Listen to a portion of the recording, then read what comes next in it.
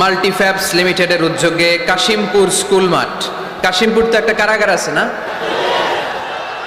সকল প্রশংসার মালিককে, সকল ক্ষমতার উৎসকে।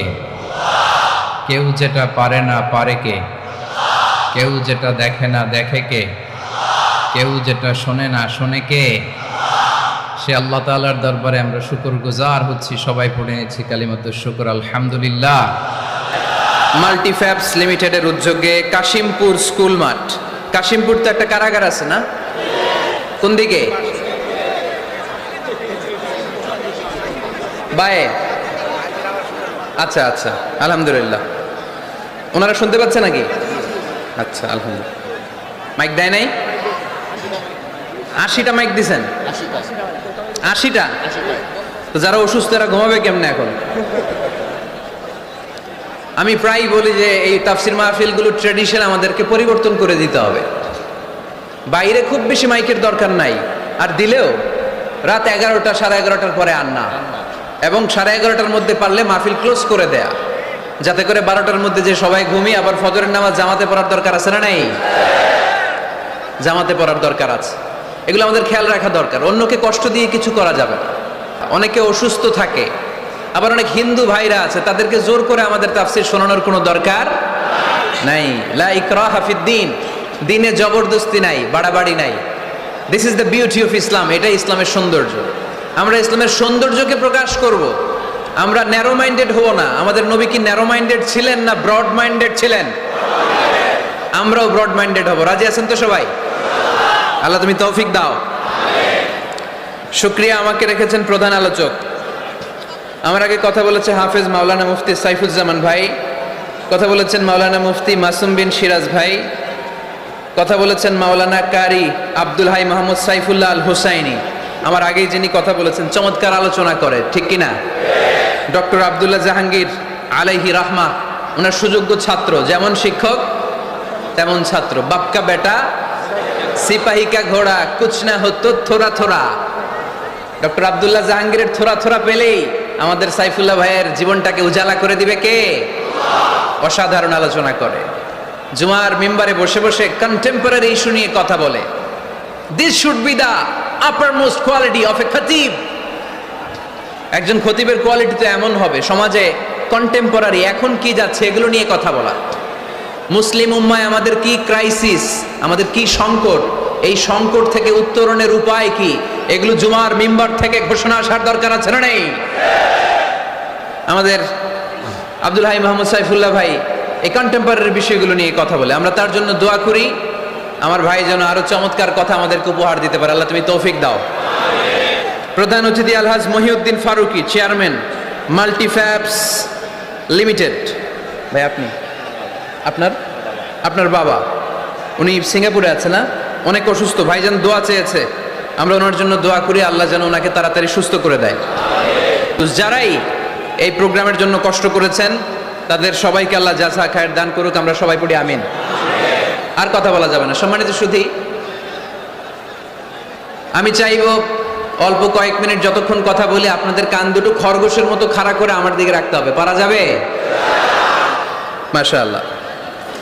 আমাকে আমাদের ডাক্তার মেজবা ফারুকি ভাই অনেকদিন আগ থেকে ফোন আলাপ হয়, কথা বলে, একটা বিষয় দিয়েছে উনি, সূরা জুমআ আয়াত 10, এবং এই টপিকটা নিয়ে আমি কথা বলতে চাই। প্রতিটি জেলায় জেলায় যেখানে আল্লাহ তাআলা আমাদেরকে কাজের প্রতি উৎসাহিত করেছে, খেটে খাওয়ার জন্য উৎসাহিত করেছে, আমরা বসে বসে খেতে চাই না, তো আমরা নিজের পায়ে দাঁড়াতে চাই। কার পায়ে?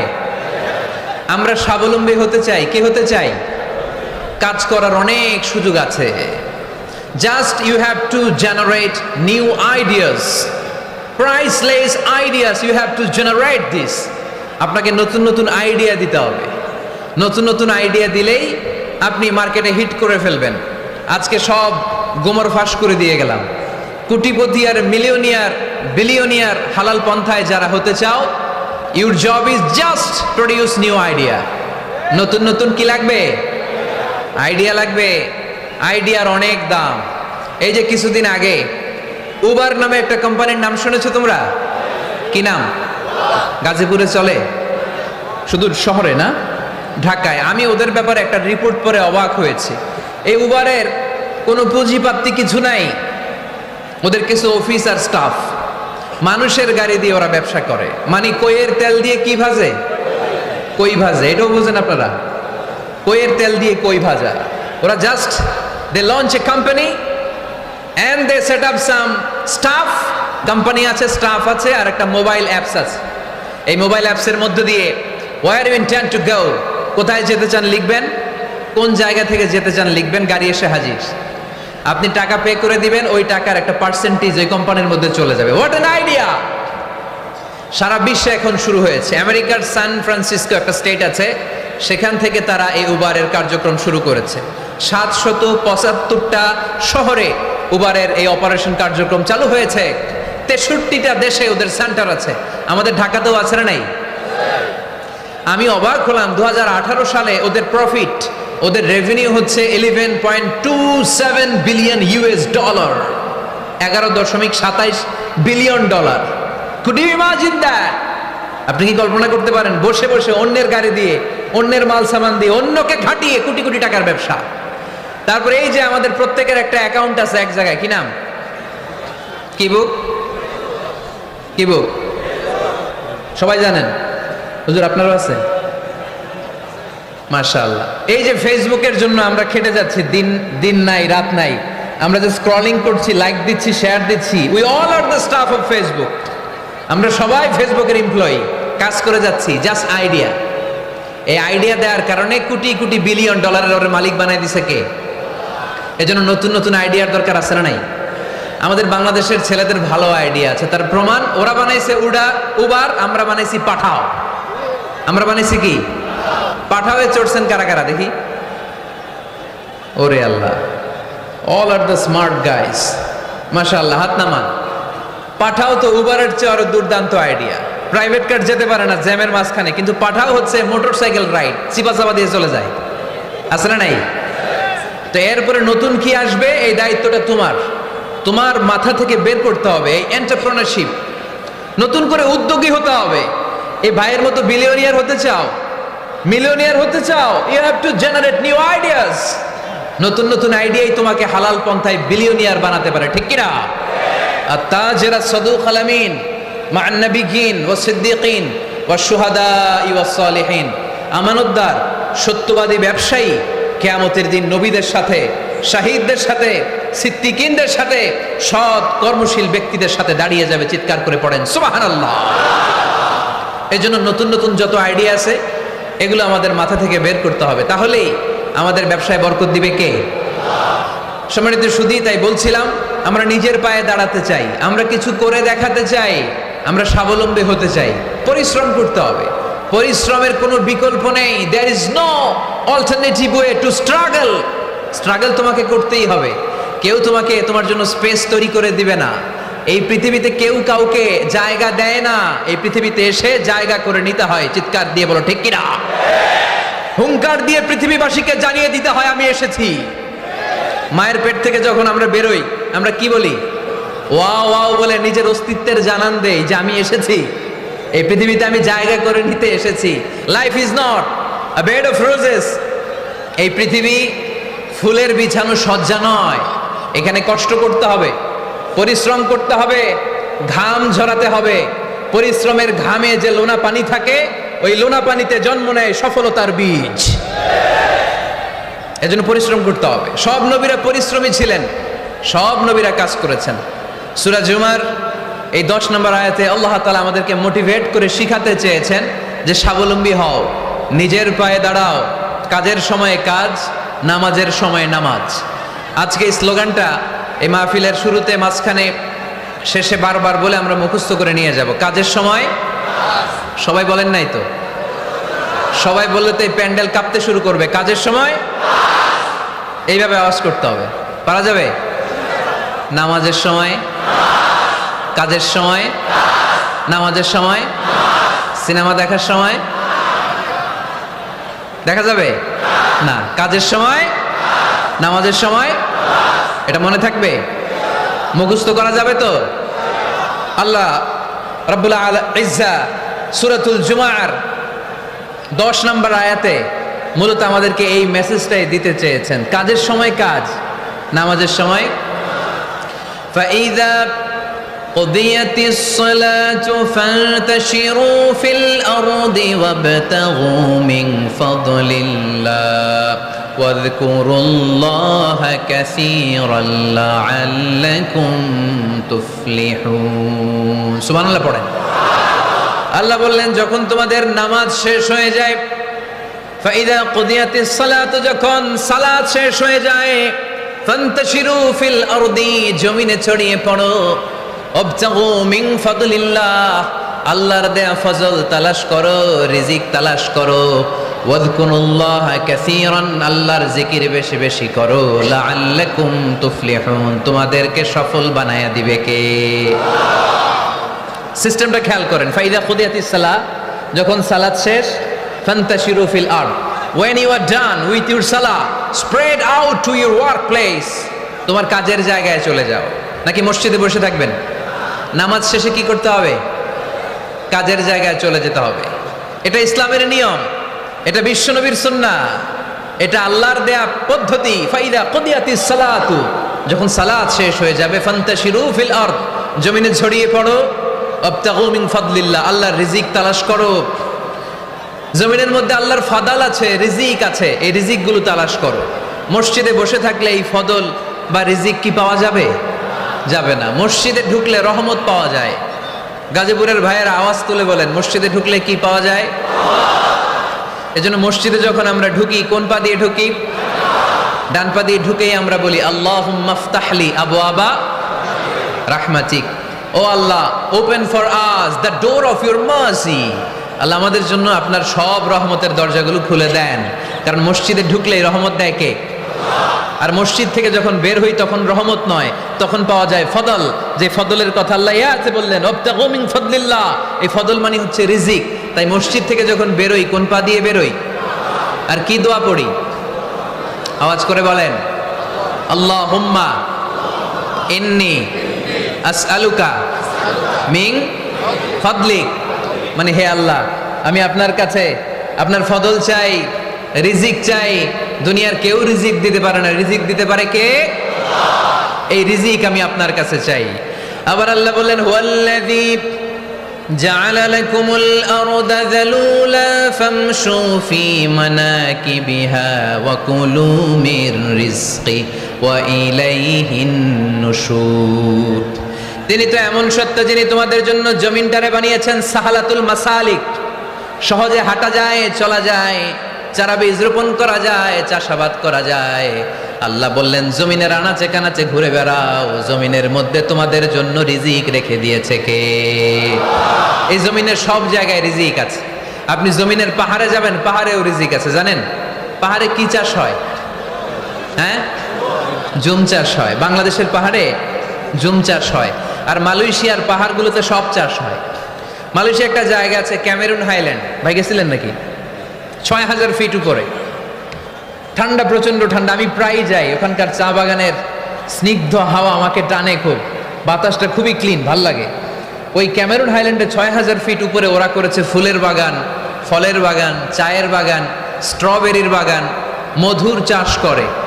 আর এই ৬,০০০ ফিট উপরে এই ভেজিটেবলস আইটেমগুলো দিয়ে তারা পুরো মালয়েশিয়ার খাদ্যদ্রব্যের যত সংকট, সব সংকট তারা দূরীভূত করেছে। সুবহানাল্লাহ পড়েন। তো ওনারা পাহাড়ের উপর চাষ করে, আর আমরা সমতল জায়গায় চাষ করতে চাই না। চাষাবাদ করতে আমাদের লজ্জা লাগে। কি লাগে? যুবক ভাইয়েরা, কাজে কোনো লজ্জা নেই। কাজে কি নেই? পরিশ্রমে লজ্জা নেই। লজ্জা হচ্ছে অলসতায়, লজ্জা হচ্ছে অকর্মণ্যতায়।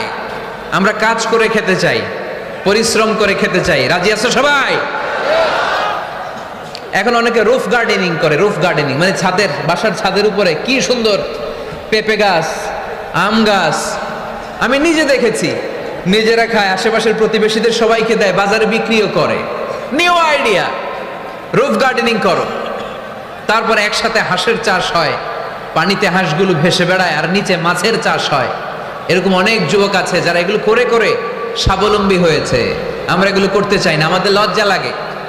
আমাদের হোটেলের মেসিয়ারি করতে লজ্জা লাগে, ছোট্ট ফুচকার দোকান দিতে আমাদের লজ্জা লাগে, কিন্তু বিশ্বনবীর ছাগল চড়াতে কোনো লজ্জা লাগতো না। কাজে কোনো লজ্জা আছে? লজ্জা কিসে তাইলে? অলসতায়। আওয়াজ করে বলো, লজ্জা কিসে? অলসতা করা যাবে না। অলসতাকে আজকের প্রোগ্রাম থেকে আমরা না বলে দিব। আমরা অলসতাকে বলে দিব নো। অলসতাকে আমরা কি বলবো? নো। আমরা অলস হতে চাই না, আমরা খেটে খেতে চাই, ঘাম ঝরাতে চাই। পরিশ্রমের ঘামের লোনা পানিতে জন্ম নেয় সফলতার বীজ। আমরা সফল হতে চাই, ঠিক কিনা? এজন্য অলসতা করা যাবে না, কাজ করতে হবে। আল্লাহ রাসূল সাল্লাল্লাহু আলাইহি ওয়াসাল্লাম এবং সাহাবারা আমাদেরকে কাজের প্রতি উৎসাহিত করেছেন। সাইয়েদনা ওমর ফারুক রাদিয়াল্লাহু তাআলা আনহু, নাম শুনেছেন? কত নাম্বার খলিফা? সবাই বলেন। 1 নাম্বার খলিফার নাম কি? 2 নাম্বার খলিফার নাম? 3 নাম্বার? 4 নাম্বার? রিদওয়ানুল্লাহি তাআলা আলাইহিম আজমাইন। ওমর ফারুক সাধারণ কোনো সাহাবী ছিলেন না, তিনি এমন সাহাবী ছিলেন, বিশ্বনবী সাল্লাল্লাহু আলাইহি ওয়াসাল্লাম বলেছেন আমার পরে কোনো নবীও নাই, রাসূলও নাই, তবে আমার পরে যদি কেউ নবী হতো আমার ওমর নবী হয়ে যেত। বিশ্বনবী বলছেন লা নবিয়্যা বা'দি ওয়ালা রাসূলা, আমার পরে কোনো নবী নাই, রাসূল নাই। লাউ কানা বা'দি নাবিয়্যুন লাকানা উমর, তবে আমার পরে যদি নবী হওয়ার কোয়ালিটি আমার কোন সাহাবীর মধ্যে থেকে থাকে, আমার ওমরের মধ্যে সেই কোয়ালিটি আছে। প্রভু তুমি বলেছ রাসূল দেবে না, বলনি দেবে না ওমর, বলনি দেবে না হামজা তারি, খালিদ বিজয়ী সমর। প্রভু তুমি বলেছ রাসূল দেবে না, বলনি দেবে না ওমর, বলনি দেবে না হামজা তারি, খালিদ বিজয়ী সমর। প্রভু তুমি বলেছ রাসূল দেবে না। সুবহানাল্লাহ পড়েন। ওমর ফারুক রাদিয়াল্লাহু তাআলা আনহু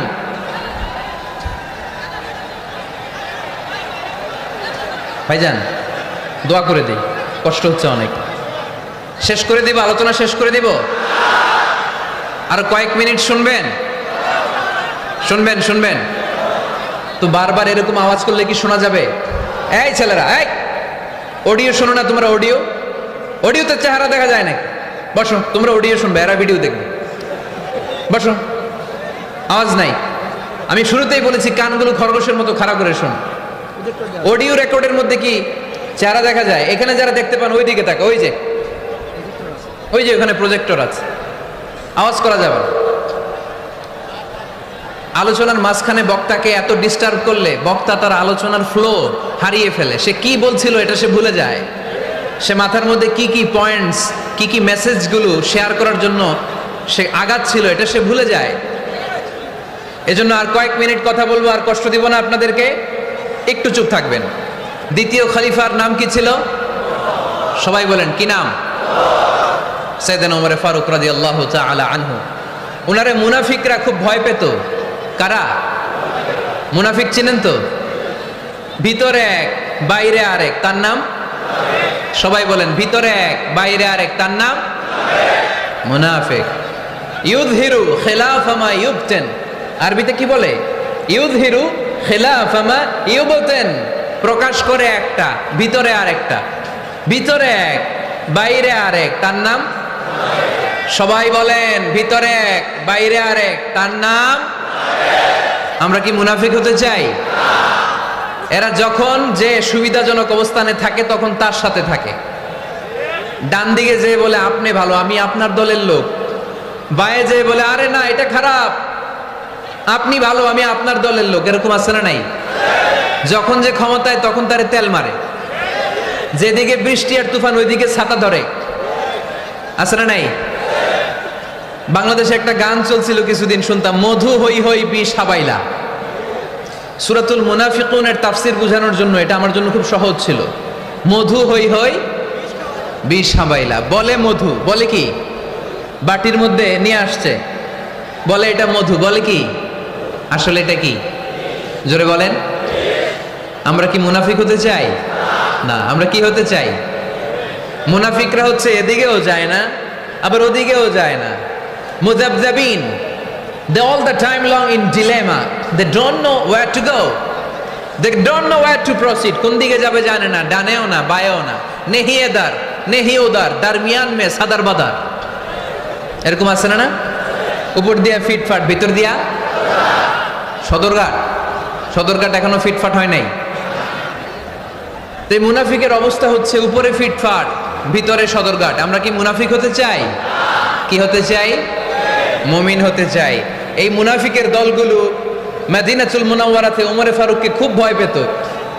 ওমরে ফারুককে দেখলে তারা থারথার করে কাঁপতো। শুধু মুনাফিকরাই নয়, খোদ ইবলিস শয়তানও সাইয়েদনা ওমরে ফারুককে দেখলে ভয় পেত। আমরা আমাদের ছেলে মেয়েদেরকে যদি খাবার না খায় আমরা কি বলি? আম্মু খাবার খাও। কি আসবে? ভূত আসবে, বিড়াল আসবে, বাঘ আসবে। এগুলো গাজীপুরে বলে না বোধহয়। আপনাদের ছোট্ট মেয়েটা যদি রাত্রে খেতে না চায়, আপনারা লোকমা তুলে কি বলেন? এই তাড়াতাড়ি খাও। কি আসবে? ভূত। ভূত আসবে।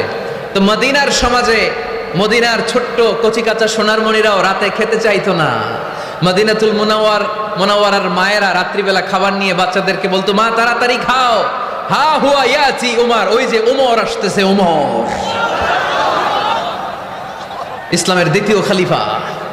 আশাদ্দুহুম ফি আমরিল্লাহি উমর, আল্লাহর জমিনে আল্লাহর দ্বীন বাস্তবায়নের জন্য সবচেয়ে শক্তিশালী ছিল ওমর। চিল্লায় পড়েন সুবহানাল্লাহ।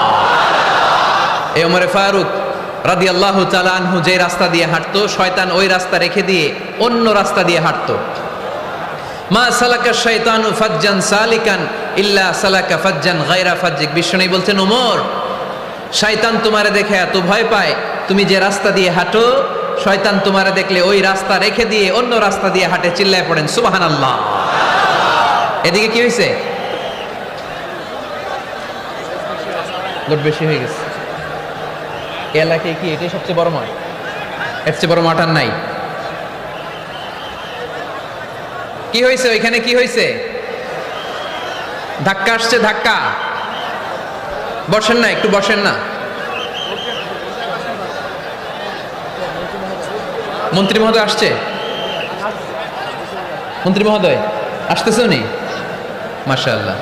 উনি তো কষ্ট হয়ে যাবে, তো আসবে কিভাবে এদিক দিয়ে?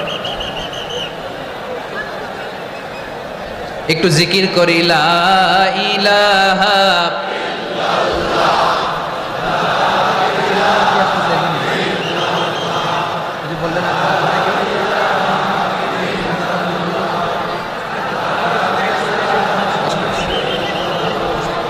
লা ইলাহা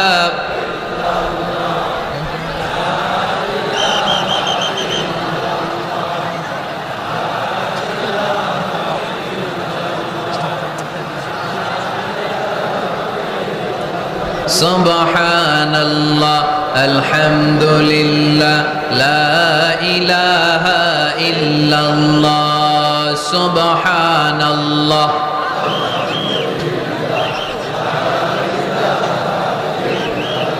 আল্লাহ নামের জিকির করবে যারা, আল্লাহর কাছে প্রিয় তারা। আল্লাহর কাছে প্রিয় যারা, জান্নাতে প্রবেশ করবে তারা। জোরে লা ইলাহা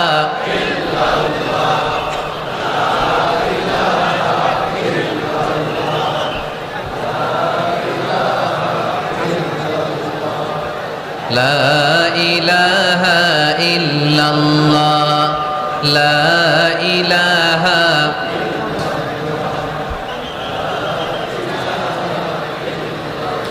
লা ইলাহা ইল্লাল্লাহ মুহাম্মাদুর রাসূলুল্লাহ সাল্লাল্লাহু আলাইহি ওয়াসাল্লাম। সাইয়েদনা ওমর ফারুক মসজিদে নববীর ইমাম।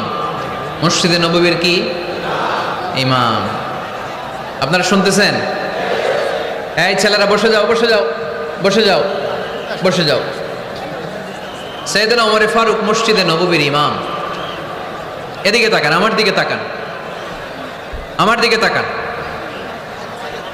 উনি প্রত্যেক নামাজের ইমামতি করতে আসতেন মসজিদে নববীতে।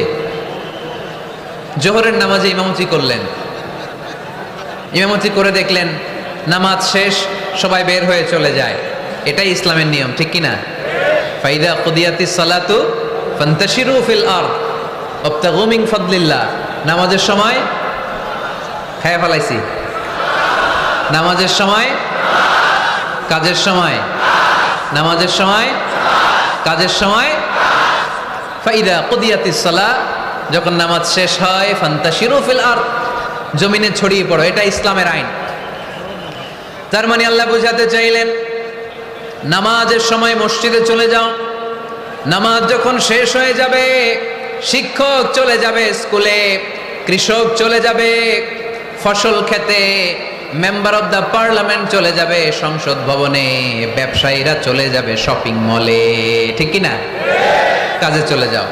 ওমরে ফারুক নামাজের ইমামতি করিয়ে নামাজ শেষ করলেন, সবাই চলে গেল। ইয়ামান দেশ থেকে আসা কিছু লোক গোল হয়ে বসে আছে, জিকির আজকার করে, ইবাদত করে। এরা যায় না। এরা কি করে না? যায় না। আসরের নামাজে সাইয়েদনা ওমরে ফারুক রাদিয়াল্লাহু তাআলা আনহু নামাজের ইমামতি করলেন। নামাজ শেষ, সবাই চলে যায়, এরা যায় না। মাগরিবের নামাজের পরেও এরা যায় না। এশার সালাতের পরেও এরা যায় না। এশার পরে উনি ধরলেন, মা বালুকুম মা খাতবুকুম, হোয়াটস রং উইথ ইউ ম্যান? তোমাদের কি সমস্যা? জোহর, আসর, মাগরিব, এশা প্রত্যেক সালাতের পরে সবাই যার যার কাজে চলে যায়, তোমরা যে যাও না? বাড়ি কই? বলে ইয়ামান। তো বসে থাকো কেন? কি করো? কয় জিকির করি। কি করি? কি করি? জিকির আজকার করি, তাসবিহ তাহলিল করি, ইবাদত করি। তো তোমরা যে যাও না, তোমাদের খাবার দেয় কে? খাবারের ব্যবস্থা হয় কোত্থেকে? তারা বলল, আমাদের জিকির দেখে, আমাদের বুজুর্গি দেখে আশেপাশের লোকেরা পাতিল ভরে খাবার নিয়ে আসে, ওই খাবার আমরা খাই। নাহনু আল মুতাওয়াক্কিলুনা আলাল্লাহ, আমরা আল্লাহর উপর তাওয়াক্কুল করে এখানে বসে থাকি। উমরে ফারুক বললেন, সর্বনাশ, তোমরা যদি মুতাওয়াক্কিলুনা আলাল্লাহ হও তাহলে কেমনে হবে? তোমরা তো মুতাওয়াক্কিলুনা আলাল্লাহ নাও, তোমরা হচ্ছে আল মুতাওয়াক্কিলুন বা'দুকুম আলা বা'দ, আল্লাহর উপর তাওয়াক্কুলকারী নয়। তোমরা যারা পাতিলের মধ্যে করে খাবার নিয়ে আসে তাদের উপর তাওয়াক্কুল করে বসে আছো, ঠিক কিনা? তোমাদের জিকিরও চলে, আবার মাথায় টেনশনও চলে, পাতিল কি ছোট আসবে না বড় আসবে, খাবারে আমার ভাগেরটা থাকবে কি থাকবে না, টেনশন আছে না নাই? কারণ অন্যের উপর নির্ভরশীল, নিজে রান্না করে নাই, নিজে তো বাজার করে নাই, নিজের তো অ্যারেঞ্জমেন্ট বলতে কিছু নাই, আরেকজন যা দিয়ে যাবে ওইটা খাবে। ওমরে ফারুক বুঝালেন, আরে বোকা, এটারে তাওয়াক্কুল বলে না। তোমার সাধ্যে যতটুকু আছে তার সবটুকুন করার পরে তুমি তাওয়াক্কুল করবে একজনের উপর, তিনি কে? এক সাহাবী বললেন, ইয়া রাসূলুল্লাহ, ইয়া হাবিবাল্লাহ সাল্লাল্লাহু আলাইহি ওয়াসাল্লাম, আমি অনেক দূর থেকে সফর করে এসেছি, এই যে আমার ওটের রশিটা, এটা ছেড়ে দিয়ে যদি আমি ঘুমিয়ে যাই, আল্লাহর উপর তাওয়াক্কুল করি, আমার ওটটা বসে থাকবে নাকি? বিষ্ণু বললেন, না, এটারে তাওয়াক্কুল বলে না। ওটের রশি রেখে দিয়ে ঘুমাইলে তোমার ওট দৌড় দিবে। এ আকিলহা সুম্মা তাওয়াক্কাল আলাল্লাহ, ওটের রশিটা আগে দড়ি দিয়ে ভালো করে গাছের সাথে বাঁধো, তারপরে তাওয়াক্কুল করবা একজনের উপর, তিনি কে? আগে বাঁধতে হবে, তারপরে তাওয়াক্কুল, আগে কাজ করতে হবে, তারপরে তাওয়াক্কুল। এক লোক বড় হুজুরের কাছে দোয়া চাইছে, হুজুর আপনি দোয়া করবেন আল্লাহ যেন আমার একটা ছেলে সন্তান দেয়। কি দেয়? কথা বুঝে নাই বোধহয়। কি দেয়? ছেলে সন্তান দেয়। তো হুজুর অনেক দোয়া করে দিছে, বড় হুজুর, আল্লাহ তারে তুমি ছেলে সন্তান দিও। তো ছেলে সন্তান হয় নাই। তার পরের বছর এসে আবার হাজির, হুজুর একটু দোয়া করেন আমার জন্য আল্লাহ একটা ছেলে সন্তান দেয়। হুজুর আবার দোয়া করলেন, কিন্তু ছেলে আর হয় নাই। পরের বছর এসে আবার হাজির, হুজুর একটু দোয়া করেন। কি দোয়া করবো বাপ? বলে হুজুর দোয়া করেন আল্লাহ যেন আমার একটা ছেলে সন্তান দেয়। হুজুর আবার দোয়া করলেন। এর পরের বছর এসে আবার হাজির, কয় হুজুর ছেলে সন্তান। হুজুরকে ঘটনা কি? ঘটনা কি? এর সন্তান হয় না কেন? বললো বাবা তুমি কি বিয়ে করছো? কয় না। সন্তান হবে কোত্থেকে?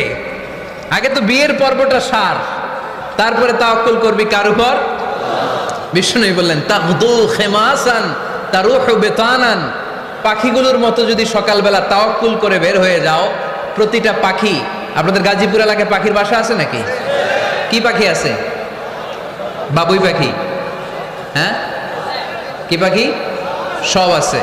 তো এই পাখিগুলো এই গাজীপুরের বিভিন্ন গাছপালার উপরে যে নিড বানিয়েছে বাসা, দেখবেন সকালবেলায় এই পাখিগুলো আল্লাহর উপর তাওয়াক্কুল করে বের হয়ে যায়। এই পাখিগুলো জানে কোন জায়গায় ওর রিজিক আছে।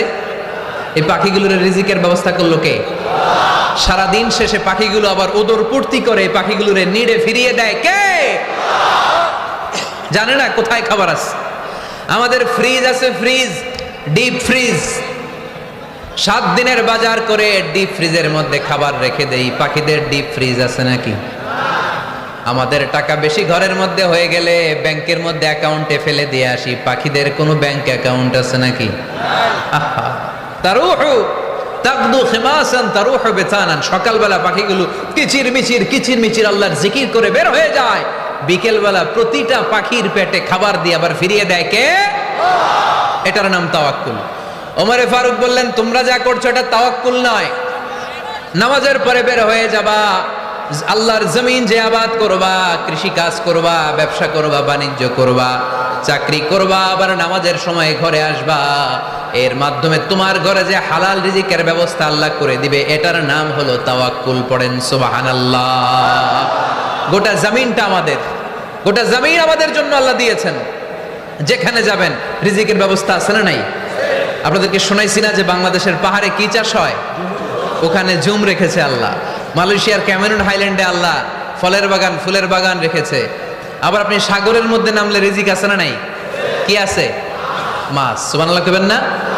ওয়ালাকাদ কাররামনা বনি আদম ফাহামালনাহুম ফিল বাররি ওয়াল বাহরি ওয়া রাযাকনাহুম মিনাত তাইয়্যিবাত। রব্বুল আলামিন বলেন, আমি পুরো বনি আদমকে সম্মানিত করেছি।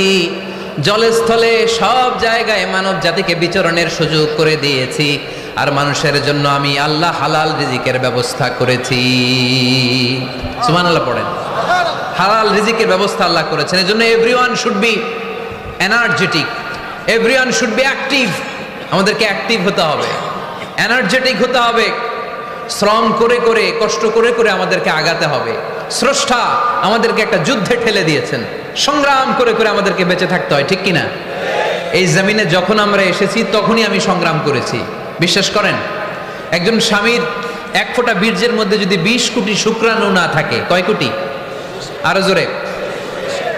20 কোটি শুক্রাণু যদি না থাকে, 20 কোটি বা 2 কোটি শুক্রাণু যদি না থাকে, তাহলে ওই শুক্রাণু থেকে কোনো মানব সন্তান মায়ের পেটে জন্ম নেয় না। তাহলে চিন্তা করেন, ওই 20 কোটি শুক্রাণুর মধ্যে আমি একটা শুক্রাণু, ঠিক কিনা? এতগুলো শুক্রাণু ডিম্বাণুকে আঘাত করে অ্যাক্টিভ হতে চেয়েছিল। ওই 2 কোটির মধ্যে বাকি সবগুলোরে হারিয়ে চ্যাম্পিয়ন হয়েছিলাম সেদিন মায়ের গর্ভে আমি। চিল্লায় বলো ঠিক কিনা? সেদিন আমার হাত ছিল না, সেদিন আমার পা ছিল না, আমার চোখ ছিল না, আমার রেসপিরেটরি সিস্টেম ছিল না, আমার ব্রেন সচল ছিল না, আমার মামা ছিল না, আমার দাদা ছিল না, আমার গায়ে শক্তি ছিল না। ওই কঠিন পরীক্ষায় যদি 2 কোটি কম্পিটিটরকে আমি হারিয়ে বিজয় লাভ করতে পারি, এই জমিনের বুকেও আমার কেউ হারাতে পারবে না। চিল্লায় বলো ঠিক কিনা? আমরা এসেছি বিশ্বকে জয় করার জন্য, জয় করার জন্য। আবার যখন মায়ের পেট থেকে বের হই তখনও আমাকে সংগ্রাম করে বেরোতে হয়। এইখানে তোমরা আমার ছোট্ট সোনামণিরা সিজারে হইছো কারা কারা? দেখি সিজারে, যে হুজুর আমি সিজারে পৃথিবীতে এসেছি। হাত তোলো। কয়েকজন হাত তুলছে, মাশাআল্লাহ। ঠিক আছে, অসুবিধা নেই, হাত নামাও। এটা একটা প্রাকৃতিক নিয়ম। মায়ের পেট থেকে পৃথিবীতে আমরা এভাবে আসি। কেউ প্রাকৃতিক পদ্ধতিতে আসি, কেউ সিজারে আসি। যারা সিজারে আসছে তারা এই কষ্টটা সহ্য করে নাই, তাদের অন্য ধরনের স্ট্রাগল পৃথিবীতে আসার পরে। কিন্তু আমরা যারা নরমাল প্রসেসে এসেছি সেই সময়টার কথা খেয়াল করেন। আমাদের দেহের সাইজ অনেক বড়, আমাদের ওজন অনেক বেশি, কিন্তু আমাদের মায়ের যেই অঙ্গটা দিয়ে আমরা পৃথিবীতে এসেছি ওই জায়গাটা বড় সরু। খুব ছোট্ট একটা জায়গা দিয়ে এই বিশাল দেহ নিয়ে আমাকে সংগ্রাম করে আসতে হয়েছে, ঠিক কিনা? এবং এটা ল্যাবরেটরিক্যালি প্রুভড, সায়েন্টিফিক্যালি অ্যাটাস্টেড যে এটা একজন বাচ্চার জন্য, নবজাতক নিউ বর্ন বেবির জন্য খুবই স্বাস্থ্যকর, খুবই হেলদি। কারণ এই ছোট্ট জায়গাটা দিয়ে, মায়ের ওই ছোট্ট অঙ্গ দিয়ে আমরা যে পৃথিবীতে আসি, আমাদেরকে একটা চাপ সহ্য করতে হয়। ওই চাপের কারণে আমার নাকের ভিতরে, কানের ভিতরে যে ধরনের দূষিত গ্লিসারিন আছে, পদার্থ আছে, এগুলো সব বের হয়ে যায়। আর এই প্রচন্ড চাপটা আমাদের দেহটাকে কর্ম সহিষ্ণু হয়ে গড়ে তুলতে সাহায্য করে। কোন সুবহানাল্লাহ। নিয়ে আসেন, এখানে নিয়ে আসেন, শেষের দিকে। এফিডেভিট নেই, পরে হবে। তাহলে আপনারা দায়িত্ব নিয়ে এফিডেভিট করবেন, শুধু শাহাদা পড়বে আমার হাতে। ঠিক আছে, ফাইন। সেই দিন আমরা স্ট্রাগল করে পৃথিবীর বুকে এসেছিলাম। যেদিন মায়ের পেট থেকে যুদ্ধ করে আমাকে পৃথিবীতে আসতে হয়েছে, ওই দিন আমার কান ছিল? এখনকার মতো কানের শক্তি ছিল? এখন যে হাতে শক্তি, ওই শক্তি ছিল? ওই কঠিন পরিস্থিতিতে যদি আমি সংগ্রাম করে টিকে থাকতে পারি, বর্তমান সময়ে আমাদেরকে কেউ আটকায় রাখতে পারবে না, পারবে না। ইন্নাকা কাদিহুন ইলা রাব্বিকা কাদহান ফামুলাকি। আল্লাহ বললেন, ও বনি আদম, তোমাকে কষ্ট করতে করতে আমার কাছে আসতে হবে। আবার আল্লাহ বললেন, লাকাদ খালাকনাল ইনসানা ফি কাবাদ। আমি বনি আদমকে, দুনিয়ার সবগুলো মানুষকে কর্মসহিষ্ণু করে তৈরি করেছি। সুবহানাল্লাহ বলেন। কর্মসহিষ্ণু। আমাদের এক একজন মানুষ যে আমরা কতটা কষ্ট আর ধৈর্য সহ্য করতে পারি, আপনি কল্পনাও করতে পারবেন না। নর্মাল প্রসেসে আমাদের মা যেদিন আমাদেরকে ডেলিভারি দিয়েছিলেন, তখন আমাদের মা 57 ইউনিট প্লাস। সুস্থ মানুষ ব্যথা সহ্য করতে পারে 45 ইউনিট। কত ইউনিট? কিন্তু আমাদের মা যেদিন আমাদেরকে দুনিয়ার বুকে এনেছিলেন, সেদিন আমার মা, আপনার মা ব্যথা সহ্য করেছিল 57 ইউনিট প্লাস, 57 ইউনিটেরও বেশি। এই ব্যথাটা সাধারণ কোনো ব্যথা নয়। একটা অ্যাক্সিডেন্টে আপনার দেহের 20টা হাড় বা হাড্ডি ভেঙে গেলে যত ব্যথা, তার চেয়েও বেশি ব্যথা আমার মা সহ্য করেছিলেন। আমার মাকে ওই দিন এই ব্যথাগুলো সহ্য করার তৌফিক দিয়েছিলেন কে? তাহলে কি পরিমাণে কষ্ট সহিষ্ণুতা আর কর্ম সহিষ্ণুতা নিয়ে যে আমরা জন্মাই, আমাদের কোনো ধারণাই নাই। এজন্য আমি প্রায় বলি, ছেলে মেয়েদেরকে, সন্তানকে ননির পুতুল করে গড়ে তুলবেন না। ছেলে মেয়েদেরকে কষ্ট সহিষ্ণু করে গড়ে তোলেন। প্রতিকূল পরিবেশে কি করে নিজের অস্তিত্ব জানান দিতে হয়, এমন করে আমরা আমাদের মুসলমান সন্তানদেরকে গড়ে তুলবো। চিল্লায় বলেন ঠিক কিনা? আমরা বলছিলাম কাজের সময়, আরো জোরে বলতে হবে, কাজের সময়, নামাজের সময়, আর ভরসা করতে হবে একজনের উপর। তিনি কে? কাজে কোনো লজ্জা আছে? লজ্জা কিসে? অলসতায়। আমরা অলস হতে চাই না। রসুল বাত্তালে দুক্কানুর শয়তান, অলস মস্তিষ্ক শয়তানের আড্ডাখানা। আমরা নিজের পায়ে দাঁড়াতে চাই, আমরা স্বাবলম্বী হতে চাই, আমরা সাস্টেনেবল ডেভেলপমেন্ট গোলের পক্ষে, আমরা মিলেনিয়াম ডেভেলপমেন্ট গোলের পক্ষে, আমরা বাংলাদেশকে উন্নতির শিখরে নিয়ে যাওয়ার পক্ষে। চিল্লায় বলেন ঠিক কিনা? আমরা আগে দুনিয়ার কল্যাণ চাই, এটা ইসলামের নিয়ম। আগে কি আখেরাত চাই না আগে দুনিয়া চাই? জোরে বলেন। আরে দুনিয়াতে ভালো থাকলেই তো আখেরাতে ভালো থাকবেন। এজন্য আল্লাহ আমাদেরকে শিখালেন, পড়ো, রব্বানা আতিনা ফিদ দুনিয়া হাসানাহ ওয়া ফিল আখিরাতি হাসানাহ ওয়া কিনা আযাবান নার। আয় আমাদের রব, এই দুনিয়ার বুকে আপনি আমাদেরকে কল্যাণ দেন, আখিরাতের বুকে আপনি আমাদেরকে কল্যাণ দেন, আগুনের শাস্তি থেকে আল্লাহ আপনি আমাদেরকে বাঁচিয়ে দেন। পড়ে না আমিন। তাহলে আগে দুনিয়া, তবে দুনিয়াকে হৃদয়ে স্থান দেয়া যাবে না। দুনিয়াকে বশ করে হাতে নিব, কিন্তু হৃদয়ে থাকবে আখিরাত। জোরে বলতে হবে ঠিক কি না? নিজ হাতে উপার্জিত সম্পদের চেয়ে শ্রেষ্ঠ কোনো সম্পদ আর হতে পারে না। আমার দিনমজুর ভাইয়েরা, কুলি মজুর ভাইয়েরা, রিকশাওয়ালা ভাইয়েরা, ফ্যাক্টরি ওয়ার্কার যারা, আপনারা আল্লাহর কাছে অনেক সম্মানিত। আপনাদের উপার্জন হালাল। আপনাদের এক পা এমনি জান্নাতে ঢুকে আছে। এখন শুধু এক পা ঢুকাইলে চলবে? পা কয়টা? আরেকটা ঢুকানোর দরকার আছে না? নেই? আপনাদের উপার্জন হালাল। আপনারা 5 ওয়াক্ত সালাত পড়বেন, মানুষের হক নষ্ট করবেন না, আব্বা আম্মার দোয়া নিবেন, দ্বিতীয় পাটাও জান্নাতে ঢুকায় দিবে কে? মা আকালা আহাদুন তুআমান ক্বাত্তু খায়রুম মিন আইয়াকুলা মিন আমালি ইয়াদিহি। নিজের হাতে উপার্জিত সম্পদের চেয়ে, খাবারের চেয়ে শ্রেষ্ঠ সম্পদ আর হতে পারে না। আমার রিকশাওয়ালা ভাই, তার উপার্জন হালাল না হারাম? আমার কুলি মজুর ভাই, উপার্জন হালাল না হারাম? মাথার গাম পায়ে ফেলে ফ্যাক্টরি ওয়ার্কাররা যে বেতনটা পায়, এটা হালাল না হারাম? তাদের দোয়াকে কবুল করে নিবে কে? এজন্য যুবক ভাইরা, never under estimate any job. কোন জবকে, কোন চাকরিকে ছোট করে দেখার সুযোগ নাই। কারণ আমার উপার্জন হালাল হলেই ওই হালাল উপার্জনে বরকত দিবে কে? Whether it's the small or big, you don't care. এটা তোমার কেয়ার করার দরকার নাই। চাকরি পেলেই একটা ঢুকে যাবা, চাকরি পেলেই ঢুকে যাবা। কারণ আমাদের চাকরির বাজার মন্দা। আমাদের বাংলাদেশ, ভারতে কোন একটা চাকরির জন্য চেয়েছে 8 পাস, ওইখানে অ্যাপ্লাই করে ডক্টরেট ডিগ্রি দাঁড়িয়ে আসে না নাই? এত কষ্ট করে চাকরি পাওয়া পৃথিবীর কোথাও লাগে না, কারণ আমাদের পপুলেশন বেশি, তাই চাকরির জন্য আমাদের বসে থাকা লাগবে না। আমাদেরকে উদ্যোক্তা হতে হবে, আমাদের এন্টারপ্রেনার হতে হবে। শুরুতে যেটা বলেছিলাম, আমাদের আইডিয়াকে কাজে লাগাতে হবে, ঠিক কিনা? আর যাই করব আমরা ভালোভাবে করব। ভালোভাবে করলে ওই কাজে বরকত দেয় কে? ভালোভাবে করার জন্য আল্লাহ তাআলা সূরাতুল মুলকে আমাদেরকে গাইডলাইন দিয়েছেন। রব্বুল আলামিন বলেন, আল্লাযী খালাকাল মাউতা ওয়াল হায়াতা লিয়াবলুয়াকুম আইয়ুকুম আহসানু আমালা। তিনি এমন সত্তা যিনি তোমাদের তৈরি করেছেন, জীবন আর মৃত্যুকে তৈরি করেছেন এই জিনিসটা পরীক্ষা করবার জন্য, তোমাদের মধ্য থেকে কে ভালোভাবে কাজ করে। সুবহানাল্লাহ। কে বেশি আমল করে, আল্লাহ এটা বলছে নাকি কে ভালো আমল করে? কথা কি বুঝতেছেন? যদি বেশি আমল করার কথা আল্লাহ বলতো তাহলে এই আয়াতটা হতো লিয়াবলুয়াকুম আইয়ুকুম আকসারু আমালা। কিন্তু আল্লাহ কি এই আয়াতে আকসারু আমালা বলেছে? আলেম যারা আছেন তারা আমার সাথে সাথে বলেন, আল্লাহ কি আকসারু আমালা বলেছে? আল্লাহ কি বলেছে? লিয়াবলুয়াকুম আইয়ুকুম আহসানু আমালা, কে ভালো করে কাজ করে উইথ প্রফেশনালিজম। আপনি যেটাই করেন না কেন আপনাকে প্রফেশনালিজমের সাথে করতে হবে, তাহলে ওই কাজে বরকত দিবে কে? ছোট হোক বড় হোক, এটা কোনো সমস্যা? যাই করি না কেন কিভাবে করব? ভালোভাবে। আওয়াজ করে বলেন, কিভাবে করব? যে কোনো কাজ করো না ভাই, যে কোনো কাজ করো তা যেন হয় সবার চেয়ে সবচেয়ে সুন্দর। যে কোনো কাজ করো না ভাই, যে কোনো কাজ করো তা যেন হয় সবার চেয়ে সবচেয়ে সুন্দর।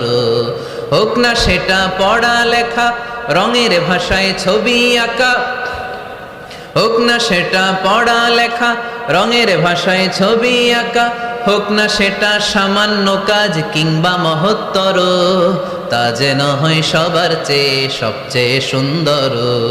যে কোনো কাজ করো না ভাই, যে কোনো কাজ করো তা যেন হয় সবার চেয়ে সবচেয়ে সুন্দর। চিৎকার করে বলতে হবে, ঠিক কিনা? যাই করি না কেন সেটা যেন সবচেয়ে সুন্দর হয়। You have to make the best out of you, you have to try you level best. তোমার সাধ্যের যতটুকু আছে তার সবটুকু করতে হবে, বাকি বরকত তার কল্যাণ আমাদেরকে দান করবে কে? বিষ্ণু ইসা ইসলাম কখনো অলসতাকে উৎসাহিত করেন নাই, ভিক্ষাবৃত্তিকে উৎসাহিত করেন নাই, তিনি পরিশ্রমকে অ্যাপ্রিসিয়েট করেছেন। এক সাহাবী রাদিয়াল্লাহু তাআলা আনহু এসে বললেন, ইয়া রাসূলুল্লাহ আমাকে কিছু দান করেন, আ'তিনি শাইআন। বিষ্ণু বললেন, তুমি ভিক্ষা করো, তোমার ঘরে কিছু নাই? সাহাবী বললেন, লা ইয়া রাসূলুল্লাহ কিছু নাই। বিষ্ণু ইসা ইসলাম আবার প্রশ্ন করলেন, কিছুই নাই? সে বললেন, হ্যাঁ আছে। কি আছে? একটা জামা আছে, জামা, আর আছে একটা পানি খাওয়ার জগ। দুইটা জিনিস আছে, একটা কি আর একটা পানি খাওয়ার জগ। বিষ্ণু বললেন, দুইটা নিয়ে আস। সাহাবী রাদিয়াল্লাহু তাআলা আনহু জামার জগ নিয়ে এসে বিষ্ণু ইসা ইসলামের হাতে দিলেন। বিষ্ণুনবী জামার জগটা ধরে বললেন, মাইয়াশতারি হাযাইন, কে আছো আমার সাহাবীদের মধ্যে এই দুইটা জিনিস কিনতে চাও?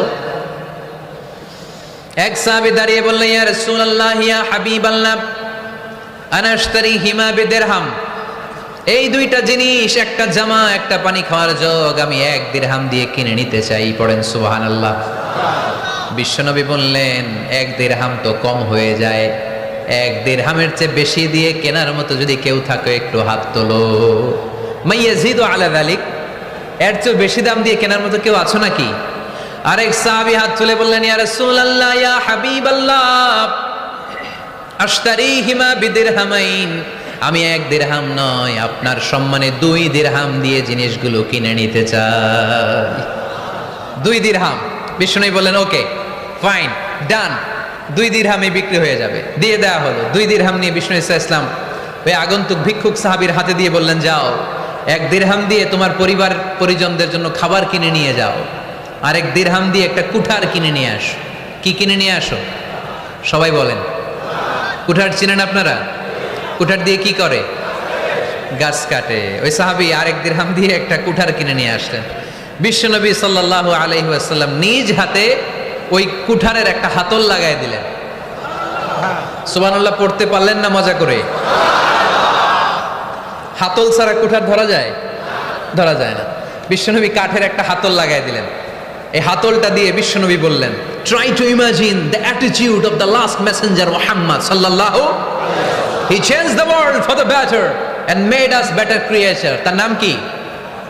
কি নাম? হি ওয়াজ মুহাম্মদ সাল্লাল্লাহু আলাইহি ওয়াসাল্লাম।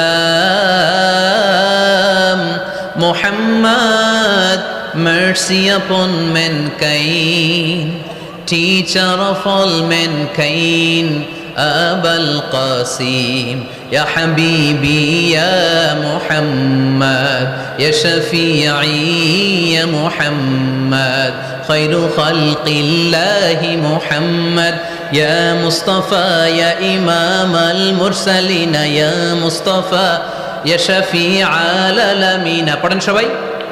Ya Mustafa, Ya Imam al-Mursalin, Ya Mustafa, Ya Shafi'al Alamin. He taught us to be just and kind and to feed the poor and hungry, help the wafer and the orphan child, and to not be cruel and miserly. His speech was soft and gentle, like a mother stroking her child. His mercy and compassion were most radiant when his smile was Muhammad sallallahu alayhi wasallam. Muhammad, mercy upon mankind, teacher of all mankind, Abul Qasim, Ya Habibi, Ya Muhammad, Ya Shafi'i, Ya Muhammad, Khairu Khalqillahi Muhammad. পড়েন সবাই। Ya Mustafa, Ya Imam al-Mursalin, Ya Mustafa, Ya Shafi'al Alamin, Ya Mustafa, Ya Imam al-Mursalin, Ya Mustafa, Ya Shafi'al Alamin, Muhammad. Subhanallah পড়েন। He was Muhammad sallallahu alayhi wasallam. বিশ্বনবী নিজ হাতে ওই সাহাবীর কুঠারের ভেতরে একটা হাতল লাগাই দিলেন। ঘটনা মনে আছে নাকি নাশিদ শুনে ভুলে গেছেন? ঘটনা মনে আছে সবার? তিনি হাতল লাগাই দিলেন আর বললেন, যাও, গায়ে শক্তি আছে, তাগড়া যুবক, এই কুঠার নিয়ে জঙ্গলে যাও, জঙ্গলে যে কাঠ কাটো, লাকড়ি বানাও, বাজারে যে বিক্রি করো। লা ইয়াহতাতিবা আহাদুকুম হাজমাতান ফি যাহরিহি খায়রুম মিন আই ইয়াসআলা আহাদান ফায়ু'তিয়াহু আও ইয়ামনাহু। যাদের গায়ে জোর আছে, শক্তি আছে, পরিশ্রম করে লাকড়ির বোঝা পিঠে নিয়ে বাজারে বিক্রি করা অনেক ভালো কারো কাছে হাত পাতার চেয়ে। কারণ তুমি হাত পাতলে লোকজন তোমারে দিতেও পারে, নাও দিতে পারে, কিন্তু পরিশ্রম কখনো বৃথা যায় না। What is the moral of the story? রাসূল সাল্লাল্লাহু আলাইহি ওয়াসাল্লামের এই প্রফেটিক স্টোরি থেকে আমাদের শিক্ষা কি? বিশ্বনবী বললেন, যাও, কাঠ কেটে নিয়ে আসো। লা উরিদু আন আরাকা 15 আইয়াম, সামনের 15 দিন আমি যেন আমার চোখ দিয়ে তোমার আমার আশেপাশে ঘুরঘুর করতে না দেখি। সাহাবী চলে গেলেন, কাঠ কাটতে আরম্ভ করলেন, বাজারে বিক্রি করতে আরম্ভ করলেন। 15 দিনের ব্যবধানে 10 দিরহাম নিয়ে বিশ্বনবীর দরবারে ওই সাহাবী হাজির হয়ে গেলেন। 10 দিরহাম নিয়ে হাজির হয়ে গেলেন। এসে বললেন, ইয়া রাসূলুল্লাহ, ইয়া হাবিবাল্লাহ, আমি আর দরিদ্র নাই, আমি আর ভিক্ষা করি না, আমি নিজের পায়ে দাঁড়িয়েছি, আমি স্বাবলম্বী হয়েছি, আমি অন্যান্য খেটে খাওয়া মানুষের মতো এখন উপার্জন করে আমার ফ্যামিলির চাহিদা মিটাই। পড়েন সুবহানাল্লাহ। What is the moral of the story? এই প্রফেটিক স্টোরি থেকে আমাদের জন্য শিক্ষা হচ্ছে, বিষ্ণু ইসা ইসলাম চাইলেই ওই 2 দিরহাম দিয়ে বলতে পারতেন, যাও, এটা দিয়ে খাবার কিনে খাও। দুপুরবেলা খাইতো, রাত্রেবেলা আবার জাকাতের লাইন ধরতো। কথা কন? তার মানে বিষ্ণু ইসা ইসলাম কাজের প্রতি উৎসাহিত করেছেন। 2 নম্বর লেসন বা শিক্ষা হচ্ছে, বিশ্বনবী সাল্লাল্লাহু আলাইহি ওয়াসাল্লাম পার্মানেন্ট সলিউশন করে দিয়েছেন, স্থায়ী সমাধান। ঠিক কিনা? আমরা প্রায় জাকাতের শাড়ি দেই, লুঙ্গি দেই, আছে না নাই? আলহামদুলিল্লাহ, আপনাদের গাজীপুরে বোধহয় এগুলো নাইটাই, এখানে নাই, আছে। যদি থেকে থাকে এই ট্র্যাডিশন আপনারা বন্ধ করবেন। জাকাতের শাড়ি বলতে কোনো শাড়ি নাই, জাকাতের লুঙ্গি বলতে কোনো লুঙ্গি নাই। কারণ জাকাতের শাড়ি আর জাকাতের লুঙ্গি যদি আপনি বিতরণ করেন, আর সামান্য সয়াবিন তেল আর চাল ডাল যদি আপনি প্যাকেট করে দিয়ে দেন, তাহলে 1 মাস পরে আবার যে সে আরেক জায়গায় জাকাতের লাইনে দাঁড় হয়ে যাবে। চিল্লা এখন ঠিক কিনা? এজন্য আপনাকে পার্মানেন্ট সলিউশনের ব্যবস্থা করতে হবে। আমি সব জায়গায় বলি যে প্রতিটি জেলার বিজনেস ম্যাগনেট যারা আছেন তারা সবাই মিলে একটা জাকাত ম্যানেজমেন্ট প্ল্যাটফর্ম গড়ে তুলুন। সেখান থেকে এমনভাবে জাকাত দিন যাতে মানুষ স্বাবলম্বী হতে পারে। স্বাবলম্বী বানানোর জন্য, দারিদ্র বিমোচনের জন্য জাকাত এসেছে, জাকাতের শাড়ি লুঙ্গি বিতরণের জন্য নয়। আর জাকাতের শাড়ি এত পাতলা, মশারি কি পাতলা, এর চেয়েও পাতলা। দেখছেন কখনো? এটারে একবার ধোয়ার পরে দ্বিতীয়বার পরা যায় না। একবার ধোয়ার পরে শাড়ির দিকে তাকাইলে শাড়ি আপনার দিকে বেশকি মেরা থাকবে। কথা বলেন ঠিক কিনা? এইভাবে শাড়ি লুঙ্গি দেয়া যাবে? এভাবে তো শাড়ি লুঙ্গি বিতরণ করলে যারা লাইন ধরে জাকাত নিতে আসলো এই আল্লাহর বান্দাদেরকে অপমান করা হয়। আর আল্লাহ বললেন ওয়ালাকাদ কাররামনা বানি আদম, আমি পুরো বানি আদমকে সম্মানিত করেছি। ফেরেশতার সম্মান বেশি না মানুষের? বুঝে শুনে বললেন কার? তুমি মাটির আদমকে প্রথম সৃষ্টি করিয়া ঘোষণা করিয়া দিলে শ্রেষ্ঠ বলিয়া, তাই তো নূরের ফেরেশতা করে আদমকে সেজদা। সুবহানাল্লাহ পড়েন। তাই তো নূরের ফেরেশতা করে আদমকে সেজদা, সবার চেয়ে সম্মান দিলে মাটির আদমকে। পড়েন আল্লাহু আল্লাহু তুমি জাল্লে জালালুহু, শেষ করা তো যায় না গে তোমার গুণগান। আল্লাহু আল্লাহু, সুবহানাল্লাহ পড়েন। আহা, মানুষের মর্যাদা সবচাইতে বেশি।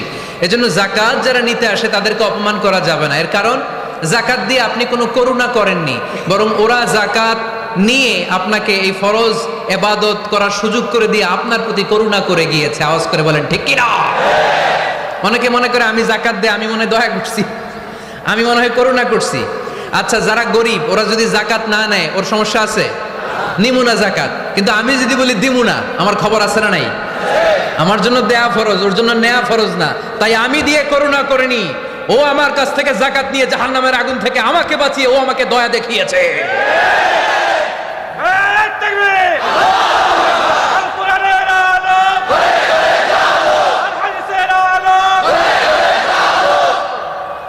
এজন্য জাকাত দারিদ্র বিমোচনের জন্য। কিভাবে জাকাত দিবেন?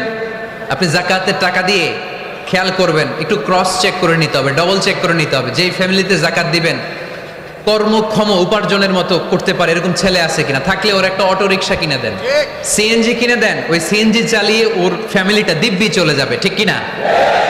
ওর একটা অস্ট্রেলিয়ান গাভী কিনে দেন, ওই গাভীর দুধ বিক্রি করে ফ্যামিলিটা স্বাবলম্বী হয়ে যাবে, ঠিক কিনা? লক্ষ্মীপুরে আমি ওয়াজ করলাম, বলল হুজুর আমরা এইভাবে একটা জাকাত ম্যানেজমেন্ট প্ল্যাটফর্ম গড়ে তুলেছি, এখানে আমরা টাকা জমিয়ে জমিয়ে আমাদের এলাকার যে সমস্ত ছেলেগুলো কর্মক্ষম, তাদের ঘরে টাকা পয়সা নাই, আমরা জাকাতের টাকা দিয়ে ওদেরকে প্রবাসী বানিয়ে দেই, বিদেশে পাঠিয়ে দেই। ওর কষ্ট অর্জিত সম্পদ দিয়ে ওর ফ্যামিলি এখন দেদারসে চলছে, কোনো জাকাতের লাইনে যে তারা নিজেদেরকে আর অপমান বোধ করছে না।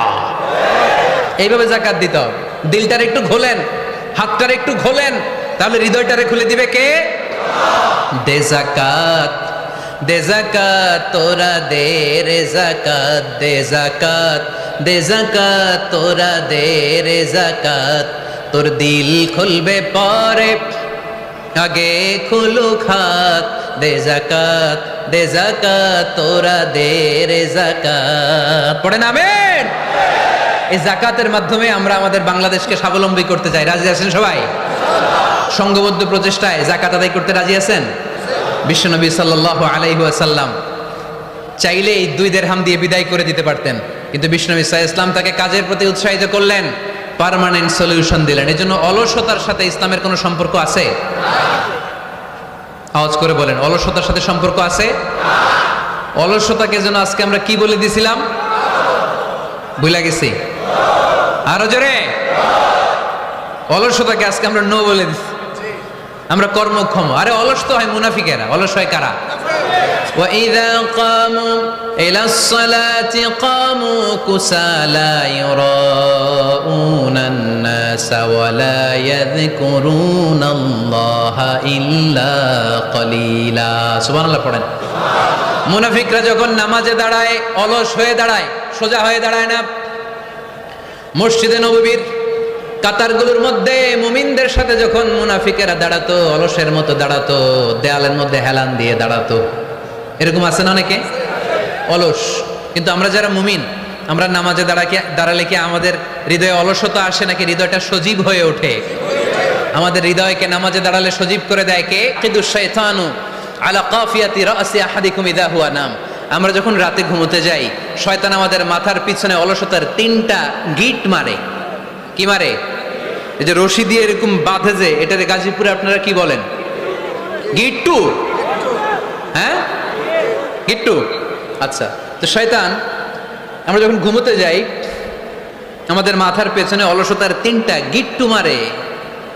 আমরা যখন ঘুম থেকে উঠে ফাইনিস্তাইকাযা ওয়া যাকারাল্লাহ, ঘুম থেকে ওঠার দোয়া পড়ে আলহামদুলিল্লাহিল্লাযী আহইয়ানা বা'দা মা আমাতানা ওয়া ইলাইহিন নুশুর, আমরা ঘুমালেই 3টা গিট্টু মেরে শয়তান একটা মন্ত্র পড়ে দেয়, আলাইসা লাইলুন তাওয়িলুন ফারকুদ, আরে ঘুমা, অনেক লম্বা রাত, আরে ঘুমা, অনেক লম্বা রাত, আরে আরামসে ঘুম মার, অনেক লম্বা রাত। এই মন্ত্র পড়ে 3টা গিট মারে। আমরা যখন ঘুম থেকে উঠে ঘুমের দোয়া পড়ে ফেলি, একটা গিট্টু খুলে দেয় কে? আবার ঘুম থেকে উঠে দোয়া পড়ার পরে ফাইদা তাওয়াদ্দা ইন হাল্লাত উকদা, ওয়াশরুমে ঢুকে ইস্তেনজা করে যখন আমরা ওযু করে ফেলি, অলসতার 2য় গিট্টু খুলে দেয় কে? ফাইন সাল্লাত ইন হাল্লাত উকদা, ওযু করার পরে মুসাল্লা বিছিয়ে যখন নামাজের জন্য দাঁড়িয়ে যায়, অলসতার 3 নাম্বার গিট্টুটাও খুলে দেয় কে? ফাসবাহা নাশীতান তাইয়িবান নাফস, he became enthusiastic, he become very active, he become very energetic. বিষ্ণু ঈসা ইসলাম বললেন তখন সে এনার্জেটিক হয়ে ওঠে, অ্যাক্টিভ হয়ে ওঠে, সজীব হয়ে ওঠে। তাহলে সালাত আমাদেরকে অলস বানায় না, সালাতে আমরা সজীব হই। সালাতে অলস হয় যারা মুনাফিক, তারা চিল্লায় বলেন ঠিক কি না? এজন্য বিষ্ণু বললেন কাজে লজ্জা নাই, আমি কাজ করে খাই। মা বাসাল্লাহু নাবিয়ান ইল্লা রাআল গানাম, বুখারীর বর্ণনায় বিশ্বনবী বললেন পৃথিবীর বুকে এমন কোন নবী নাই যেই নবীকে দিয়ে আল্লাহ ছাগল চড়ায় নাই। সুবহানাল্লাহ পড়েন। মা বাসাল্লাহু নাবিয়ান ইল্লা রাআল গানাম, ছাগল চড়ায় নাই এমন কোন নবী পৃথিবীতে আসে? সাহাবারা বললেন ইয়া রাসূলুল্লাহ, বলেন কি আপনিও? আপনিও আপনিও ছাগল চড়িয়েছেন? বিষ্ণু বললেন নাআম, নাআম আমিও। ওয়া ইন্নী কুনতু আরআহা আলা কারারিতি আহলি মক্কা, আমি তো অল্প কিছু পারিশ্রমিকের বিনিময়ে মক্কা শহরের লোকদের ছাগলগুলো চড়িয়ে দিতাম। সুবহানাল্লাহ বলতে অনেক কষ্ট হয়েছে। বিশ্বনবী ছাগল চড়িয়ে খেতেন। কি নবী ছিল আমার! আহা, এত সুন্দর মানুষ, এত পরিচ্ছন্ন মানুষ, ছাগল চড়াতেন। অহংকার করতেন না, বিশ্বনবীর অহংকার ছিল না। সুবহানাল্লাহ পড়েন। শুধু কি বিশ্বনবী, সব নবীকে দিয়ে আল্লাহ ছাগল চড়িয়েছেন। কারণ ছাগল হচ্ছে খুব টেরা একটা প্রাণী, তাই না? ছাগল এত টেরা, ছাগলের গলার রশি ধরে যদি আপনি ডানে টান দেন, এটা কোন দিকে যাবে? বায়ে টান দিলে, সামনে টানলে, পিছনে টানলে পারা যায় কিছু? ভাবলেন সারা সপ্তাহ ব্যস্ত থাকি, আজকে আমার ছুটি, আমিও গোসল করি, এটারও গোসল করাই। রশি ধরে আপনি পুকুরে নামাবেন, এটা ওর বাপের কিরা এমনি দাঁড়াবে, ঠিক কিনা? ওরা টেনে নামানো যায় না। এর কারণ ওর নাম কি? কথা কয় না। এজন্য আমরা বলি পাগলে কিনা কয়, ছাগলে কিনা খায়। ও বুঝে না তো, ওর ভালো চাইলে ও বুঝতে চায় না। আল্লাহ বুঝাতে চাইলেন নবীরা ছাগল চড়াও, সবচেয়ে টেরা প্রাণী। ছাগল চড়ায় তোমাদেরকে ট্রেনিং পিরিয়ড শেষ করছি, কারণ এরপরেও ছাগলের চেয়ে আরেকটা টেরা প্রাণী আছে, মানব জাতি, এদেরকে চড়াইতে হবে। যদিও মানুষ আশরাফুল মাখলুকাত, কিন্তু মানুষের মধ্যে ছাগলের চেয়ে টেরা কিছু আছে না নাই? উলাইকা কাল আনআম বাল হুম আদাল, এরা ছাগল নয়, এগুলো ছাগলের চেয়ে নিকৃষ্ট। চিল্লায় বলেন ঠিক কি না? এমন কোন নবী নাই যেই নবী ছাগল চড়ায় নাই। সুবহানাল্লাহ পড়তে হবে। সব নবীরা কাজ করে খেয়েছেন। সাইয়েদনা আদম আলাইহিস সালাম, ইব্রাহিম আলাইহিস সালাম চাষাবাদও করেছেন। সাইয়েদনা মুসা আলাইহিস সালাম চাষ করেছেন। দাউদ আলাইহিস সালাম নিজ হাতে বর্ম বানিয়েছেন, ছুরি বানিয়েছেন। আওয়াজ করে পড়েন সুবহানাল্লাহ। তাহলে কাজে কোনো লজ্জা আছে? লজ্জা কিসে? আর আজকের মাহফিল থেকে অলসতাকে আমরা কি বলে দিয়েছি? কাজের সময়, নামাজের সময় কাজে কোনো লজ্জা নেই। বিষ্ণু ইসলাম কাজ করে খেতে বলেছেন। প্রিয় ভাইয়েরা, বেশিরভাগই এখানে ফ্যাক্টরি ওয়ার্কার। আপনারা হাত তুলে আমাকে জানান দিয়েছেন শুরুতে, কর্মজীবী মানুষদেরকে বিশ্বনবী এত ভালোবাসতেন, মেহনতি মানুষদেরকে এত পছন্দ করতেন। বিদায় হজের ভাষণেও বাদ যায়নি মেহনতি মানুষদের কথা। তিনি বলেছেন, খবরদার খারাপ আচরণ করবে না, নিজেরা যা খাবে তাদেরও তা খাওয়াবে, নিজেরা যা পড়বে তাদেরকেও তা পড়াবে। আতুল আজিরা আজরাহু ক্বাবলা আইয়াজিফা আরাকু, সুনানি ইবনে মাজার হাদিস। শ্রমিকের ঘাম শুকিয়ে যাওয়ার আগে তার পারিশ্রমিক দিয়ে দাও। আবার বিশ্বনবী বললেন, খবরদার, সালাসাতুন আনা খাসমুহুম, কিয়ামতের দিন 3 শ্রেণীর ব্যক্তির বিরুদ্ধে আমি আল্লাহ নিজে মামলা দায়ের করব। এক শ্রেণীর ব্যক্তি হচ্ছে রাজুলুন ইস্তাওফা আজিরান, ইস্তাআজারা আজিরান ফাস্তাওফা মিনহু ওয়া লাম ইয়াতি আজরা, যে ব্যক্তি শ্রমিক ভাড়া করে কাজ করালো কিন্তু তার টাকা দেয় নাই, তার পারিশ্রমিক দেয় নাই। আল্লাহ বলেন, কিয়ামতের দিন তোর বিরুদ্ধে আমি দাঁড়াবো। I will be against you in the day of judgement. কেউ তোরে কিয়ামতের দিন সাহায্য করে ছুটাতে পারবে না। এজন্য খবরদার, শ্রমিকদের সাথে খারাপ আচরণ করবেন না। আবার শ্রমিক ভাইরাও যারা আছেন, আপনাদের ডিউটি যত ঘন্টা ঠিক তত ঘন্টাই পালন করতে হবে, তা না হলে কিন্তু আপনাদের উপার্জন হালাল হবে না। বিশ্বনবী সাল্লাল্লাহু আলাইহি ইসলামের সাথে বিশ্বনবী সাল্লাল্লাহু আলাইহি ইসলামের কর্মচারীর কি ঘটেছিল, এই ঘটনাটা বলেই আজকে আমরা শেষ করব। আওয়াজ করে পড়েন ইনশাআল্লাহ। আমরা অনেকে মাইক পেলে বড় বড় ভাষণ দেই, কাজের মেয়েদের সাথে খারাপ আচরণ করবেন না, শ্রমিকদের অধিকার, নারীদের অধিকার, বড় বড় এরকম বক্তব্য আছে না নাই? বিশ্বনবী শুধু শ্রমিকদের অধিকারের কথা বক্তব্যের মধ্যে সীমাবদ্ধ রাখেন নাই, ওনার ব্যক্তিগত জীবনেও এগুলো পাবেন। বিশ্বনবী সাল্লাল্লাহু আলাইহি সাল্লামের অ্যাপয়েন্ট করা শ্রমিক, ওনার দাস, ওনার কর্মচারী সাহাবীর নাম ছিল আনাস রাদিয়াল্লাহু তাআলা আনহু। কি নাম ছিল? উনি বিশ্বনবীর ব্যাপারে কি কমেন্টস করছে আমরা শুনে আজকের আলোচনার ইতি টানবো। আওয়াজ করে পড়তে হবে ইনশাআল্লাহ। সাধারণত কর্মচারীরা মালিকের বিরুদ্ধে ভালো কথা বলে ইল্লা মাশাআল্লাহ। অনেক মালিক আছে অনেক ভালো, তাদের ব্যাপারে আবার ভালো বলে। সাধারণত কারো ব্যাপারে যদি আপনি তথ্য নিতে চান, আপনি তার ওয়াইফের কাছ থেকে তথ্য নেন, তার কর্মচারীর কাছ থেকে নেন, তার বাড়ির দারোয়ান থেকে নেন, তার ঘরের কাজের মহিলার কাছ থেকে নেন, তার ড্রাইভারের কাছ থেকে নেন, তাহলেই তার ব্যাপারে আসল সব তথ্য বের হয়ে আসবে। দেখুন বিশ্বনবীর কর্মচারী বিশ্বনবীর ব্যাপারে কি বলে। সাহাবীর নাম সবাই বলতে হবে, সাহাবীর নাম রাদিয়াল্লাহু তাআলা আনহু। উনি বললেন, বিশ্বনবী যখন মক্কা থেকে মদিনায় হিজরত করলেন, হাজার হাজার মদিনাবাসী বিশ্বনবীর সাথে দেখা করতে গেল। যারাই দেখা করে সবাই বিশ্বনবীর হাতে কিছু না কিছু হাদিয়া দেয়, যারাই দেখা করে হাতে করে বিশ্বনবীর হাতে কিছু না কিছু দিয়ে দেয়। সুবহানাল্লাহ পড়ে। তাহাদাও তাহাব্বু, একে অপরকে হাদিয়া দিবেন, মহব্বত বাড়ায় দিবে কে? হাজব্যান্ড স্ত্রীকে গিফট করবেন, স্ত্রী আবার হাজব্যান্ডকে গিফট করবেন, বন্ধু বন্ধুকে গিফট করবেন, গার্লফ্রেন্ড আবার বয়ফ্রেন্ডের গিফট করতে যায় না, তাহলে ভেজাল আছে না নাই? চেক এন্ড ব্যালেন্স করতে হবে। আমি প্রায় বলি, ভালোবাসবেন জায়গা মতো। স্ত্রীকে ভালোবাসলেও সওয়াব আছে না নাই? স্ত্রীর সাথে অন্তরঙ্গ সময় কাটালেও সওয়াব আছে না নাই? কিন্তু এই সময় যদি শালীর সাথে কাটান, ঝামেলা আছে না নাই? ভাবির সাথে কাটালে ভেজাল আছে না নাই? যারাই বিশ্বনবীর সাথে দেখা করে সবাই বিশ্বনবীর হাদিয়া দেয়। সাইয়েদনা আনাস রাদিয়াল্লাহু তাআলা আনহু বর্ণনা করেন, আমার আম্মা যেন দেখা করতে আসলেন আমাকে নিয়ে, আমি ছোট্ট আনাস। আমার আম্মা জান দেখলেন, লাম ইউবকি রাজুলুন ওয়া লা ইমরাআতুন মিনাল আনসার ইল্লা আতহাফাকা বিতুহফাতিন ইয়া রাসূলুল্লাহ।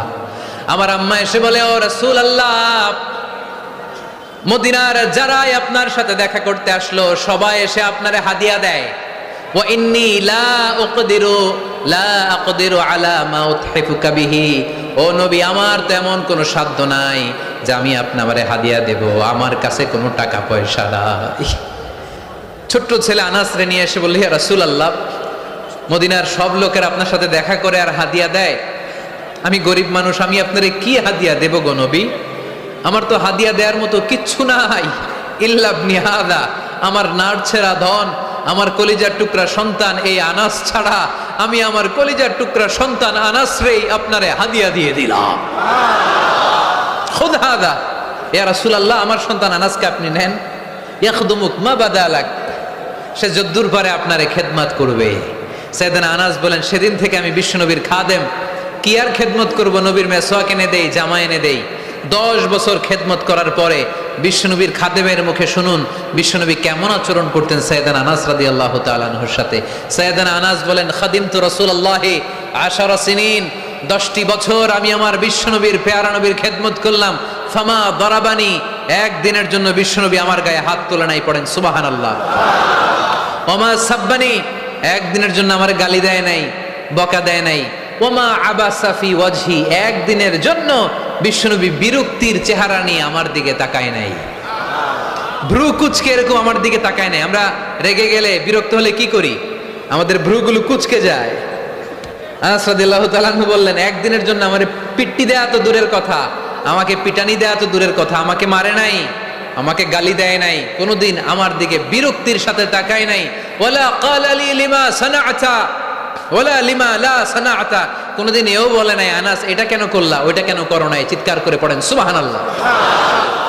এজন্য বিশ্ব নবীর মতো আমাদেরকে আমাদের শ্রমিকদের সাথে, অধীনস্থ কর্মচারীদের সাথে আচরণ করতে হবে। রাজি আছি তো সবাই? ইন্তেকালের আগে বিশ্বনবী সাল্লাল্লাহু আলাইহি সাল্লাম দুইটা কথা বললেন। কয়টা? এক নম্বরে বিশ্বনবী সাল্লাল্লাহু আলাইহি সাল্লাম বললেন আসসালাত, আসসালাত, নামাজ, নামাজ, উম্মতেরা নামাজ, নামাজ ছেড়ে দিও না। দুই নম্বরে বিশ্বনবী বললেন ওয়ামা মালাকাত আইমানুকুম, খবরদার অধীনস্থ কর্মচারীদের সাথে খারাপ আচরণ করো না। আমরা খুব দুঃখের সাথে লক্ষ্য করেছি, পত্রপত্রিকায় এসেছে, মানবাধিকার কর্মী, নারী আন্দোলনের কর্মী মাইক পেলে বড় বড় ভাষণ দেয়, আপনারা কর্মীদের সাথে ভালো আচরণ করবেন, কাজের মেয়েদের সাথে ভালো আচরণ করবেন, কিন্তু ওদের বাড়িতে এই কাজের মেয়েরা নির্যাতিত হয়, চিল্লায় বলেন ঠিক কিনা? আহা, পত্রিকার রিপোর্ট দেখে অবাক লাগে। খুন্তি দিয়ে চুলায় লোহা গরম করে পিঠে শেক মেরেছে, এরকম আছে না নাই? বিশ্বনবী সাল্লাল্লাহু আলাইহি সাল্লাম বলেছেন খবরদার, কিয়ামতের দিন তাদের বিরুদ্ধে আল্লাহ মামলা দায়ের করবে। আমরা যেন কখনো আমাদের অধীনস্থ কর্মচারীদের সাথে খারাপ আচরণ না করি। আল্লাহ তুমি তৌফিক দাও, আমরা পড়ি আমিন। এজন্য শ্রমিক মালিকের সম্পর্ক হচ্ছে চেক এন্ড ব্যালেন্সের সম্পর্ক। যারা শ্রমিক তাদের দায়িত্ব হচ্ছে মালিকের যে হক সেটা আদায় করা, যত ঘন্টা তার সাথে চুক্তি হয়েছে তার পুরোটা আদায় করা। আর মালিকের উচিত অধীনস্থ কর্মচারীদের সাথে ভালো আচরণ করা। আমরা যেন এই চেক এন্ড ব্যালেন্স করতে পারি, আল্লাহ তুমি তৌফিক দাও। যে আয়াত দিয়ে শুরু করেছি ওই আয়াত দিয়ে শেষ করব। আল্লাহ বলেছেন ফাইদা কুদিয়াতিস সালাতু ফান্তাশিরু ফিল আরদ, যখন নামাজ শেষ হয়ে যায় জমিনে ছড়িয়ে পড়ো, রিজিক তালাশ করো। আবার নামাজের সময় হলে মসজিদে চলে আসো। তার মানে কাজের সময়, আওয়াজটা ছোট হয়ে গেল, চিল্লায় বলতে হবে, কাজের সময়, নামাজের সময়। পরিশ্রমে কোনো লজ্জা নেই, লজ্জা হলো আর অলসতাকে আজকের মাহফিল থেকে আমরা সবাই কি বলে দিলাম, মনে থাকবে সবার। একজন ভাই আজকের এই কাশিমপুর হাই স্কুল মাঠকে সাক্ষী রেখে শাহাদা বাক্য পড়ে মুসলমান হতে চায়। আমরা খুশি না বেজার? আমাদের আমল নামায় সওয়াবও আছে, গুনাহও আছে, কিন্তু এই ভাইটা শাহাদা বাক্য পাঠ করার পর থেকে নিষ্পাপ, তার আমল নামায় কোনো গুনাহ নাই। চিল্লায় বলেন ঠিক কিনা?